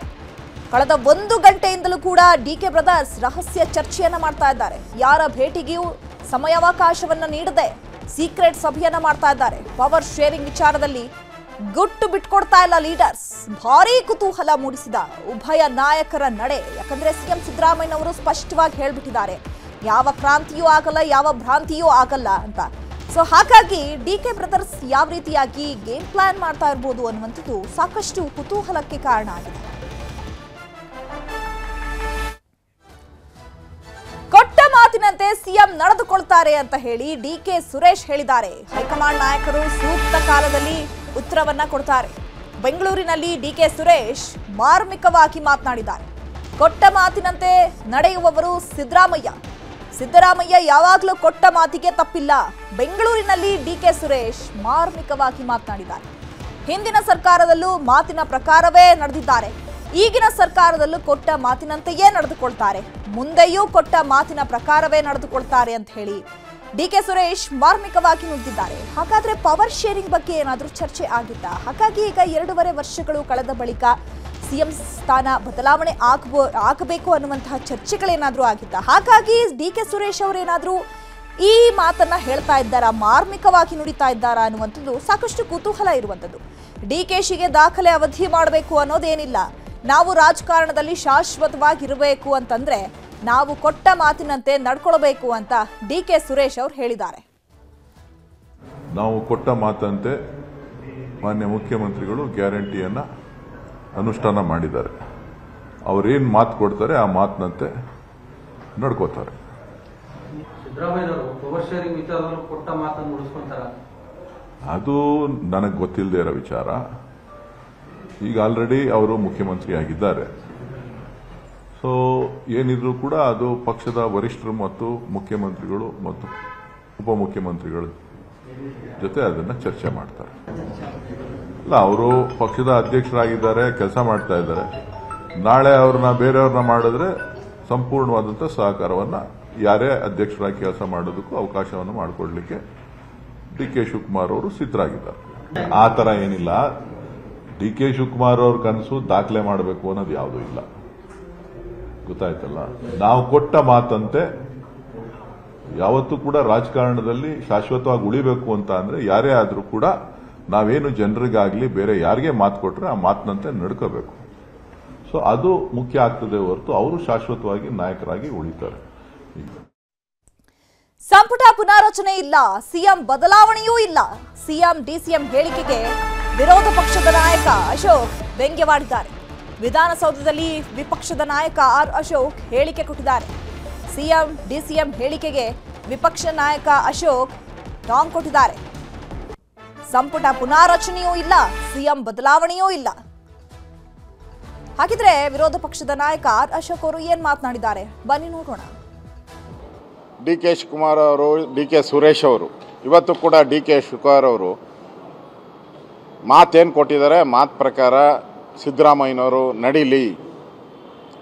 2.5 ವರ್ಷ ಏನು ಒಪ್ಪಂದ ಆಗಿತ್ತು ಚುನಾವಣೆ ಆದ ತಕ್ಷಣವೇ, ಆ ಮಾತು ಪ್ರಕಾರ ನಡೀಲಿ, ಮಾತಿನಂತೆ ನಡೀಲಿ ಅಂತ ಒಂದು ಕಡೆ ಹೇಳಿದ್ದಾರೆ. ಡಿ.ಕೆ. ಶಿವಕುಮಾರ್ ಅವರು ಈ ಒಂದು ಪಾಲಿಟಿಕ್ಸಲ್ಲಿ ಅವ್ರದ್ದೇ ಗಾಳ ಉರುಳಿಸಿದ್ದಾರೆ. ನಾನು ಕಾಂಗ್ರೆಸ್ಸಿನ ಅಧ್ಯಕ್ಷ ಸ್ಥಾನಕ್ಕೆ ರಾಜೀನಾಮೆ ಕೊಡ್ತೀನಿ ಅಂದರೆ ಕಾಂಗ್ರೆಸ್ಸಿನ ಹೈಕಮಾಂಡ್ಗೆ ಸಿದ್ದರಾಮಯ್ಯನಿಗೆ ಒಂದು ಬೆದರಿಕೆ. ಆಮೇಲೆ ಮುಂದುವರೆದು ನನಗಿರೋಂಥ ಮಾಹಿತಿ ಉಪಮುಖ್ಯಮಂತ್ರಿ ಸ್ಥಾನಕ್ಕೂ ಕೂಡ ರಾಜೀನಾಮೆ ಕೊಡ್ತೀನಿ ಅಂತ ಒಂದು ಕಡೆ ಈ ಸ್ಟೇಟ್ಮೆಂಟ್ ಬರ್ತಾ ಇದೆ. ಇದಕ್ಕೆ ಕೌಂಟ್ರಾಗಿ ಇವತ್ತು ಚಾಮರಾಜನಗರ ಒಂದು ಮೂಢ ನಂಬಿಕೆ, ಅಲ್ಲಿ ಹೋದವರೆಲ್ಲ CM ಸ್ಥಾನ ಹೋಗ್ತೈತೆ ಅಂದ್ರೆ, ಆದರೆ ಸಿದ್ದರಾಮಯ್ಯನವರು ನಾನೇ ಇನ್ನೂ 5 ವರ್ಷ ಇರ್ತೀನಿ ಅಂತ ಹೇಳಿದ್ದಾರೆ. ಅದು ಈ ಬಗ್ಗೆ ಮತ್ತಷ್ಟು ಮಾಹಿತಿಯನ್ನು ಕೊಡ್ತಾರೆ ನಮ್ಮ ಪ್ರತಿನಿಧಿ ಹೆಬ್ಬಾಕ ತಿಮ್ಮೇಗೌಡರು, ನೇರ ಸಂಪರ್ಕದಲ್ಲಿ ಜಾಯ್ನ್ ಆಗಿದ್ದಾರೆ. ಹೆಬ್ಬಾಕ ತಿಮ್ಮೇಗೌಡ್ರೆ, ನವೆಂಬರ್ ಕ್ರಾಂತಿ ಆಗುತ್ತೆ, ಸಿಎಂ ಸ್ಥಾನ ಬದಲಾವಣೆ ಆಗುತ್ತೆ ಅನ್ನುವಂತಹ ಚರ್ಚೆಗಳು ಸಾಕಷ್ಟು ಕೇಳಿ ಬರ್ತಾ ಇತ್ತು. ಅದರ ಜೊತೆಗೆ ಈಗ ಸಿಎಂ ಸಿದ್ದರಾಮಯ್ಯ ಅವರು ಹೇಳಿರೋದು ಯಾವ ನವೆಂಬರ್ ಕ್ರಾಂತಿಯೂ ಇಲ್ಲ, ಭ್ರಾಂತಿಯೂ ಇಲ್ಲ ಅಂತ ಹೇಳಿ ಸ್ಪಷ್ಟನೆ ಕೊಟ್ಬಿಟ್ಟಿದ್ದಾರೆ. ಆದರೆ ಡಿ.ಕೆ. ಸುರೇಶ್ ಅವರು ಈಗ ಮಾರ್ಮಿಕವಾಗಿ ಹೇಳ್ತಾ ಇರುವಂಥದ್ದು, ಸಿಎಂ ಸಿದ್ದರಾಮಯ್ಯನವರು ಕೊಟ್ಟ ಮಾತಿನಂತೆ ನಡೆದುಕೊಳ್ತಾರೆ, ಅವರು ಯಾವತ್ತೂ ಕೂಡ ಕೊಟ್ಟ ಮಾತಿಗೆ ಹಿಂದೆ ಸರಿದಿಲ್ಲ ಅಂತ ಹೇಳಿ. ಸೊ ಹಾಗಿದ್ರೆ ಏನಾದರೂ 2.5 ವರ್ಷಕ್ಕೆ ಸಿಎಂ ಸ್ಥಾನ ಬದಲಾವಣೆ ಆಗಬೇಕು ಅನ್ನುವಂತಹ ಚರ್ಚೆಗಳೇನಾದರೂ ಆಗಿತ್ತಾ? ಆ ವಿಚಾರಕ್ಕೆ ಏನಾದರೂ ಸಂಬಂಧಪಟ್ಟಂತೆ ಈ ರೀತಿಯಾಗಿ ಡಿ.ಕೆ. ಸುರೇಶ್ ಅವರು ಮಾರ್ಮಿಕವಾಗಿ ನುಡಿತಾ ಇದ್ದಾರೆ. ಜೊತೆಗೆ ಡಿ.ಕೆ. ಬ್ರದರ್ಸ್ ಈಗ ಗೇಮ್ ಪ್ಲಾನ್ ಮಾಡ್ತಾ ಇದ್ದಾರೆ, ಗೌಪ್ಯವಾಗಿ ಸಭೆಯನ್ನು ನಡೆಸ್ತಾ ಇದ್ದಾರೆ. ಹಾಗಿದ್ರೆ ಇವೆಲ್ಲವನ್ನ ನೋಡ್ತಾ ಇದ್ರೆ ಯಾವ ರೀತಿಯಾಗಿ ಪರಾಮರ್ಶೆ ಮಾಡ್ಬೋದು ಇದನ್ನ? ಚೈತ್ರ, ಬಹಳ ಮುಖ್ಯವಾಗಿ ಇವತ್ತಿಗೆ ರಾಜ್ಯ ಸರ್ಕಾರ ಅಧಿಕಾರಕ್ಕೆ ಬಂದು 2.5 ವರ್ಷ ಪೂರೈಸಿದೆ. ಈ ಒಂದು 2.5 ವರ್ಷ ಪೂರೈಸಿದಂಥ ಹಿನ್ನೆಲೆಯಲ್ಲಿ ಸಹಜವಾಗಿ ಏನು ನವೆಂಬರ್ ಕ್ರಾಂತಿ ಆಗುತ್ತೆ, ನಾಯಕತ್ವ ಬದಲಾವಣೆ ಆಗುತ್ತೆ, ಸಚಿವ ಸಂಪುಟ ಪುನರಚನೆ ಆಗುತ್ತೆ ಅನ್ನುವಂಥ ಒಂದು ಕುತೂಹಲ, ಚರ್ಚೆಗಳು, ವಿಮರ್ಶೆಗಳು ಕೂಡ ಸಾಕಷ್ಟು ರೀತಿಯಲ್ಲಿ ಕೇಳಿ ಬರ್ತಾ ಇದ್ವು ಈ ಏನು ಕಳೆದ 6-7 ತಿಂಗಳಿಂದಲೂ ಕೂಡ. ಇದೀಗ ಇವತ್ತು ಯಾವಾಗ ಏನು ತಮ್ಮ ಅವಿಭಜಿತ ಮೈಸೂರು ಚಾಮರಾಜನಗರ ತವರು ಜಿಲ್ಲೆ ಪ್ರವಾಸನ ಕೈಗೊಂಡಂತ ಮುಖ್ಯಮಂತ್ರಿ ಸಿದ್ದರಾಮಯ್ಯನವರು ನಾನು ಈಗಲೂ ಕೂಡ ಗಟ್ಟಿಯಾಗಿದ್ದೀನಿ, ಮುಂದೆಯೂ ಕೂಡ ಗಟ್ಟಿಯಾಗಿರ್ತೀನಿ, 5 ವರ್ಷಗಳ ಕಾಲ ನಾನೇ ಇರ್ತೀನಿ ಅನ್ನುವಂಥ ಒಂದು ಸಂದೇಶವನ್ನು ರವಾನೆ ಮಾಡಿರ್ತಕ್ಕಂಥದ್ದು. ಇತ್ತ ಡಿಸಿಎಂ ಡಿ.ಕೆ. ಶಿವಕುಮಾರ್ ಹಾಗೂ ಅವರ ಸಹೋದರ ಮಾಜಿ ಸಂಸದ ಹಾಗೂ ಬೆಂಬಲ ಅಧ್ಯಕ್ಷ ಡಿ.ಕೆ. ಸುರೇಶ್ ಅವರು ಸದಾಶಿವನಗರ ನಿವಾಸದಲ್ಲಿ ಕುಳಿತು ಇದೀಗ ಪೊಲಿಟಿಕಲ್ ಗೇಮ್ ಆಡೋದಕ್ಕೆ ಮುಂದಾದ್ರ ಅಂತ. ಯಾಕಂತ ಹೇಳಿದ್ರೆ ಕಳೆದ 2 ಗಂಟೆಗಳಿಂದಲೂ ಕೂಡ ನಿರಂತರವಾಗಿ ರಹಸ್ಯ ಮಾತುಕತೆಯನ್ನು ನಡೆಸ್ತಾ ಇರ್ತಕ್ಕಂಥದ್ದು. ಅದಕ್ಕೂ ಮುನ್ನ ಮಾಧ್ಯಮಗಳ ಜೊತೆ ಮಾತನಾಡಿದಂಥ ಡಿ.ಕೆ. ಶಿವಕುಮಾರ್ ಅವರು ಒಂದು ರೀತಿ ಸಿಎಂ ಸಿದ್ದರಾಮಯ್ಯನವರ ವಿರುದ್ಧ ಭಾವನಾತ್ಮಕವಾದಂಥ ಒಂದು ಅಸ್ತ್ರವನ್ನು ಪ್ರಯೋಗ ಮಾಡಿದ್ರ ಅಂತ ಡಿ.ಕೆ. ಸುರೇಶ್ ಅವರು. ಯಾಕಂತ ಹೇಳಿದ್ರೆ ಯಾರೇ ಒಬ್ಬ ವ್ಯಕ್ತಿ ರಾಜಕಾರಣದಲ್ಲಿ ಶಾಶ್ವತವಾಗಿ ಉಳಿಬೇಕಾದ್ರೆ, ಜನಪ್ರಿಯ ವ್ಯಕ್ತಿ ಆಗ್ಬೇಕಾದ್ರೆ, ನಾಯಕತ್ವ ಗಟ್ಟಿ ಆಗ್ಬೇಕಾದ್ರೆ ಕೊಟ್ಟ ಮಾತನ್ನ ಉಳಿಸ್ಕೊಳ್ಬೇಕು. ಅದು ಕಾರ್ಯಕರ್ತರಾಗ್ಲಿ, ಹೈಕಮಾಂಡ್ ಆಗಲಿ, ಇನ್ನೊಬ್ಬರಾಗ್ಲಿ ಅನ್ನುವಂಥ ಒಂದು ಮಾತನ್ನ ಹೇಳಿರ್ತಕ್ಕಂಥದ್ದು. ಇವತ್ತು ಮಾಧ್ಯಮಗಳಿಗೆ ಪ್ರತಿಕ್ರಿಯೆ ನೀಡುವಂಥ ಪ್ರತಿ ಹಂತದಲ್ಲೂ ಕೂಡ ಮಾತಿನ ಉದ್ದಕ್ಕೂ ಕೂಡ ಇವತ್ತು ಕೊಟ್ಟ ಮಾತನ್ನ ಉಳಿಸ್ಕೊಳ್ಬೇಕು, ಕೊಟ್ಟ ಮಾತಿನಂತೆ ನಡಿಬೇಕು ಅನ್ನುವಂಥ ಮಾತನ್ನ ಪದೇ ಪದೇ ಉಲ್ಲೇಖ ಮಾಡ್ತಾ ಇದ್ರು. ಈ ಮೂಲಕವಾಗಿ ಸಿಎಂ ಸಿದ್ದರಾಮಯ್ಯನವ್ರಿಗೆ ನೀವು ಕೊಟ್ಟ ಮಾತಿನಂತೆ ನಡ್ಕೊಳ್ಳಿ, 2.5 ವರ್ಷ ಅಧಿಕಾರದ ಹಸ್ತಾಂತರದ ಒಂದು ಒಳ ಒಪ್ಪಂದ ಏನಾಗಿದೆ, ಆ ಒಂದು ಒಪ್ಪಂದದ ಪ್ರಕಾರ ನಮ್ಮ ಸಹೋದರ ಅಂದ್ರೆ ನಮ್ಮ ಅಣ್ಣ ಡಿ.ಕೆ. ಶಿವಕುಮಾರ್ ಅವ್ರಿಗೆ ಅಧಿಕಾರವನ್ನು ಹಸ್ತಾಂತರ ಮಾಡಬೇಕು ಅನ್ನುವಂಥ ಒಂದು ಸಂದೇಶವನ್ನು ಕೂಡ ರವಾನೆ ಮಾಡೋದ್ರ ಜೊತೆಗೆ ಮತ್ತೊಂದು ಕಡೆಗೆ ಒಂದು ವೇಳೆ ಮುಖ್ಯಮಂತ್ರಿ ಸಿದ್ದರಾಮಯ್ಯನವರು ಏನಾದರೂ 5 ವರ್ಷಗಳ ಕಾಲ ಅಧಿಕಾರದಲ್ಲೇ ಮುಂದುವರಿಯೋದಾದ್ರೆ ಒಂದು ರೀತಿ ವಚನ ಭ್ರಷ್ಟತೆಯ ಸಂದೇಶವನ್ನು ಕೂಡ ರವಾನೆ ಮಾಡೋದಕ್ಕೆ ಒಂದು ಭಾವನಾತ್ಮಕವಾದಂತ ಒಂದು ಅಸ್ತ್ರ ಪ್ರಯೋಗ ಮಾಡಿದ್ದಾರೆ ಅಂದ್ರೆ ತಪ್ಪಾಗ್ಲಿಕ್ಕಿಲ್ಲ. Chaitra. Okay, Hebbar ಖಾತಿಮಗರೆ, thank you ತಮ್ಮೆಲ್ಲ ಇನ್ಫಾರ್ಮೇಶನ್ಗೆ. ಧರ್ಮಸ್ಥಳದಲ್ಲಿ ನೂರಾರು ಶವಗಳನ್ನ ಹೂತಿಟ್ಟ ಪ್ರಕರಣಕ್ಕೆ ಸಂಬಂಧಪಟ್ಟಂತೆ ಬೆಳ್ತಂಗಡಿ ಕೋರ್ಟ್ಗೆ ತನಿಖಾ ವರದಿಯನ್ನ ಸಲ್ಲಿಸಿದ್ದಾರೆ ಎಸ್ಐಟಿ. 7 ಫೈಲ್ಗಳಲ್ಲಿರುವಂತಹ ಎಸ್ಐಟಿ ತನಿಖಾ ವರದಿ ಬೆಳ್ತಂಗಡಿ ಕೋರ್ಟ್ನಲ್ಲಿ ಸಲ್ಲಿಕೆ ಮಾಡಿದ ಎಸ್ಐಟಿ ಎಸ್ಪಿ ಜಿತೇಂದ್ರ ಕುಮಾರ್ ದಯಾಮ. ಯಾಕಂದ್ರೆ ಧರ್ಮಸ್ಥಳದಲ್ಲಿ ನೂರಾರು ಶವಗಳನ್ನ ಹೂತಿಟ್ಟ ಪ್ರಕರಣಕ್ಕೆ ಸಂಬಂಧಪಟ್ಟಂತೆ ಚಿನ್ನಯ್ಯನನ್ನ ಕೂಡ ತೀವ್ರ ವಿಚಾರಣೆಗೆ ಒಳಪಡಿಸಲಾಗಿತ್ತು. ಹಾಗಾಗಿ ಈಗ ತನಿಖಾ ವರದಿಯನ್ನ ಸಿದ್ಧಪಡಿಸಿಕೊಂಡಿರುವಂತಹ ಎಸ್ಐಟಿ ಈಗ ಕೋರ್ಟ್ಗೆ ಅದನ್ನ ಕೊಟ್ಟಿದೆ. 7 ಫೈಲ್ಗಳಲ್ಲಿರುವಂತಹ ಎಸ್ಐಟಿ ತನಿಖಾ ವರದಿಯನ್ನ ಈಗ ಕೋರ್ಟ್ಗೆ ಸಲ್ಲಿಕೆ ಮಾಡಲಾಗಿದೆ. ಬೆಳ್ತಂಗಡಿ ಕೋರ್ಟ್ಗೆ ಸಲ್ಲಿಕೆ ಮಾಡಿದ್ದಾರೆ ಎಸ್ಐಟಿ ಎಸ್ಪಿ ಜಿತೇಂದ್ರ ಕುಮಾರ್ ದಯಾಮ.